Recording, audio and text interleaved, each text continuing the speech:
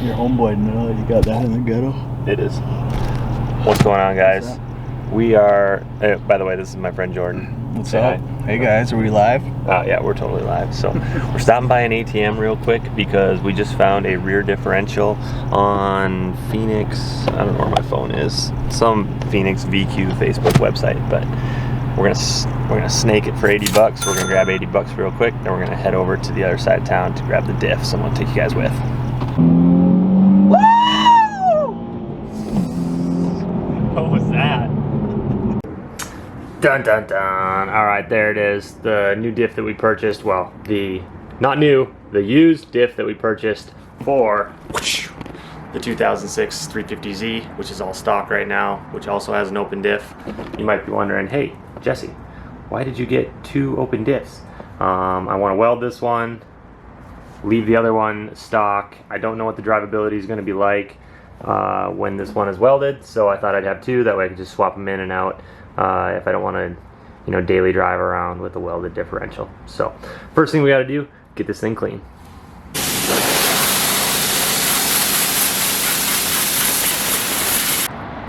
All clean. Now we got to remove what is it, 1 2 3 4 5 6 7 8. Looks like we got 8 bolts. These are 14 millimeters a piece, so we'll remove all 8 of those bolts, pop this cover, and then we'll see what we're working with once we get it open. What do you think of that angle? You are actually attached to a snowboard right now on the side of my wall. This bench is actually a toy. It was $20. I bought it off of a kid and screwed it to my wall. So basically what I'm getting at is if I can get this rear differential open and get it welded by somebody, anyone can.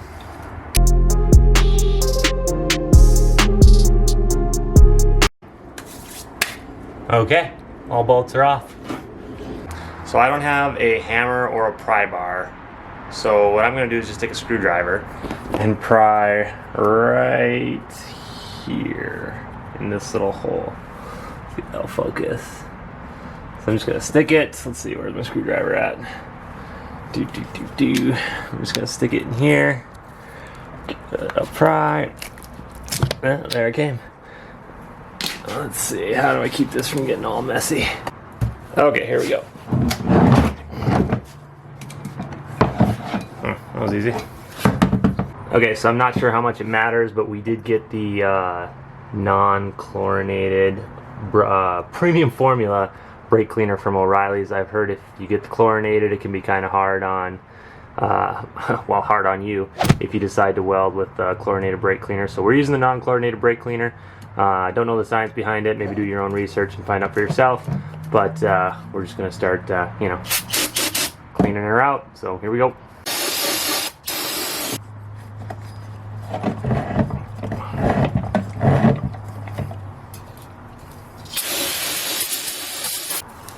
Bottle 2.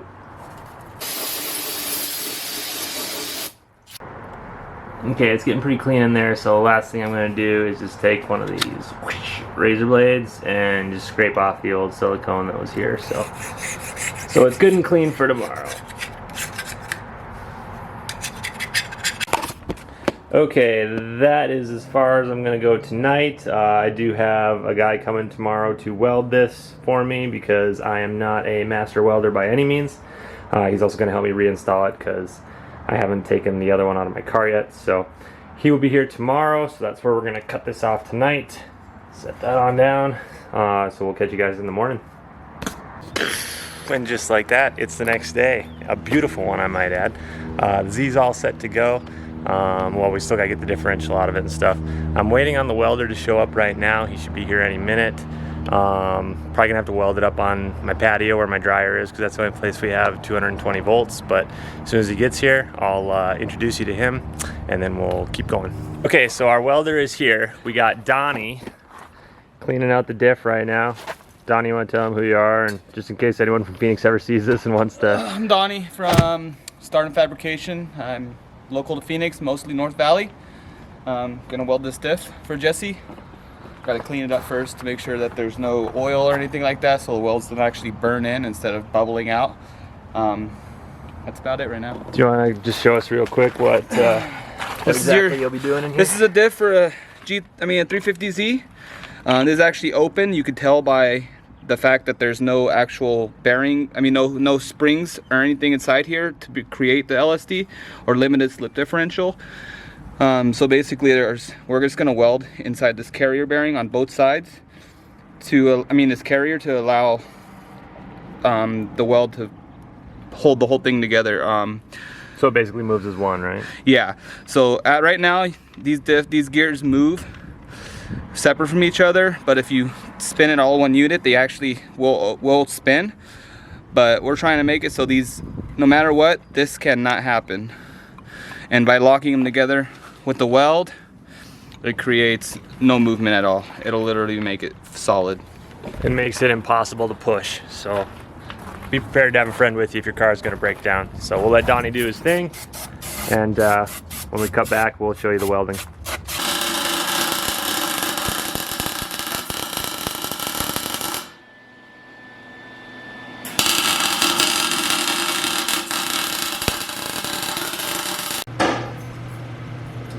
Welded diff.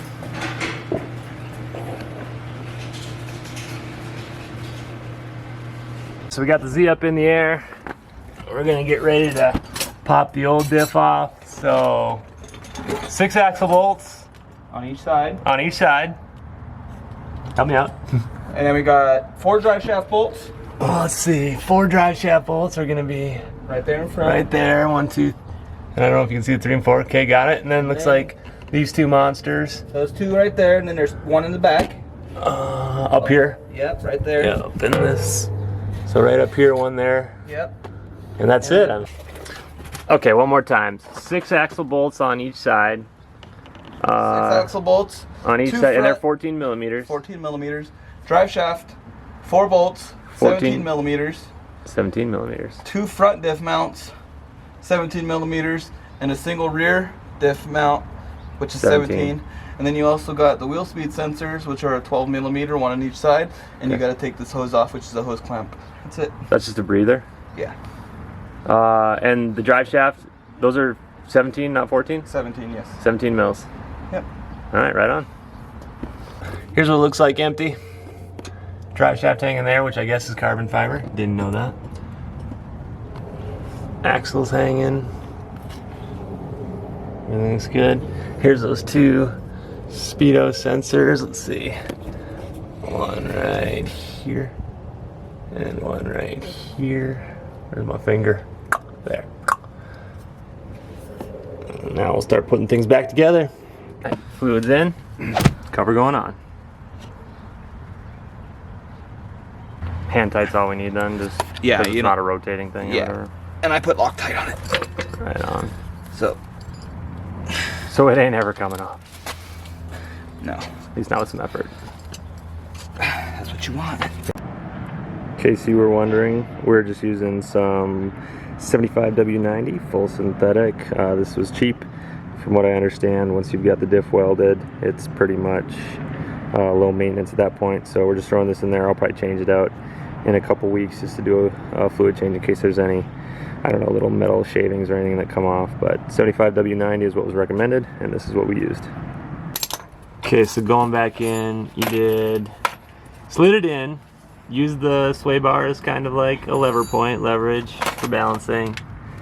Put it forward far enough to put the rear stud that goes through the, what is this thing? Subframe. Subframe? Push the subframe to get that in. And then did one of the front mount bolts right there first. And then speedo sensors next. Yep. So the 12 millimeter speedo sensors went next. And now it looks like you're going for the rear subframe bolt. Yep. Right on. Alright, the welded diff is back. Or the welded diff is in. Bolts are all tight. Give that one a spin. And this one's spinning. Nice and smooth. Back in the car, I'm just taking it for its first drive. So I did notice pulling out of the parking lot, or the parking spot I have, you get a little chatter. Obviously, see if you can hear it or see it.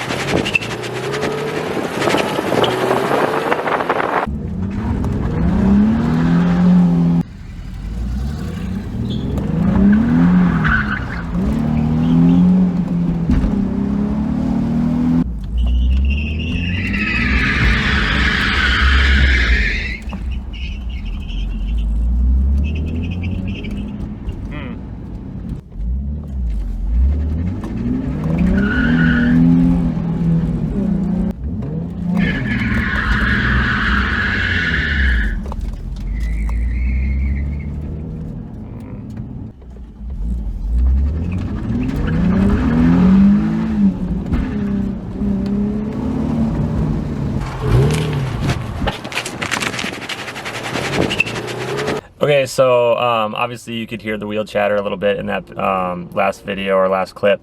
I just got back from my initial drive. I'm still kind of gathering my thoughts on it. First impressions, it's not my favorite thing. It's definitely better than the open diff as far as like, you know, it's a little bit more controllable if you're kicking it sideways or whatever. But as far as like daily driving, I know this is kind of a controversial thing because it's like, well, Jesse, what are you doing with this car? Is it a daily driver? Are you gonna like, you know, start drifting with it or whatever? It's really hard. It's really hard to know what's right.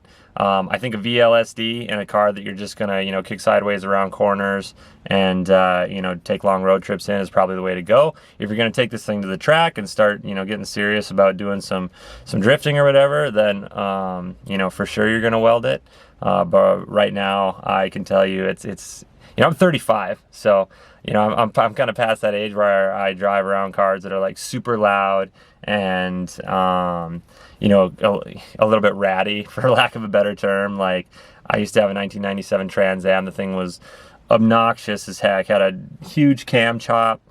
Super loud exhaust, 315 wheels in the back, or 315 tires in the back that would scrape on the fenders anytime I went over a bump. And I'm kind of past all that now. So putting this welded diff in is cool. I'm glad I did it. I'm glad I understand what it's like now. But would I put the open diff back in? Maybe. I'll probably look for a VLSD, but I'll leave the welded diff in for a while, and you know, I might have to do an update video in a little bit and you know, give you guys a new opinion on how I'm feeling about it. But right now, after that initial drive, it's not my favorite thing. So I hope you enjoyed today's video. Definitely tune back in. I'm going to be doing some more stuff with the Z, but we'll probably catch you in the next one. So thanks, guys. Listen.